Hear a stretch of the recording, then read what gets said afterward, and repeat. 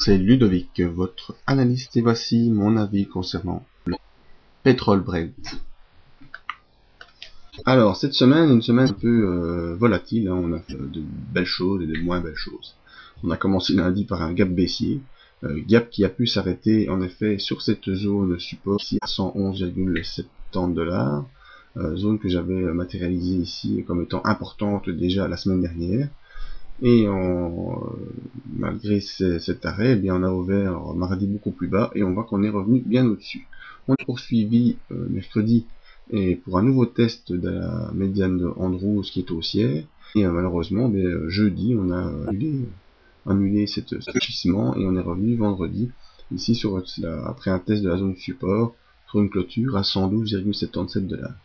Donc actuellement, on est toujours dans une phase haussière. Le cours termine haut à M20 qui est haussière, même s'il termine en baisse.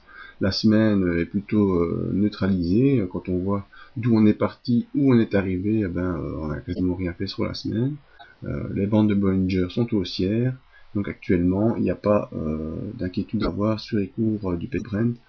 Là, on semble pouvoir se poursuivre. Mais voyons plus précisément les indicateurs. Le MACD est bel et bien haussier, au-dessus de son signal, on est au-dessus de 0.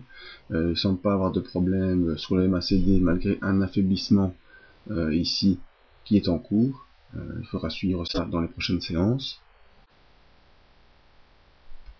Sur le stochastique, là, il y a un signal quand même baissier sur le stochastique, une divergence baissière. Le stochastique est en baisse, sous son signal ou quasiment sur son signal qui lui-même est baissier. Surveiller aussi dans les prochaines séances. Et très important, les volumes. On voit que le volume acheteur était revenu, mais ici en fin de semaine on termine sur des volumes vendeurs plus importants qu'il y a eu lors des autres séances de la semaine. Et donc c'est plutôt une psychologie vendeuse qui se trouve sur le pétrole au niveau des volumes. Au niveau graphique, le cours est toujours dans cette phase aussi, même si jeudi, vendredi, on était plutôt ici sur des ventes. On est toujours au-dessus de la M20, toujours au-dessus de ce niveau des 111,7 $ qui semble pour moi être un niveau support.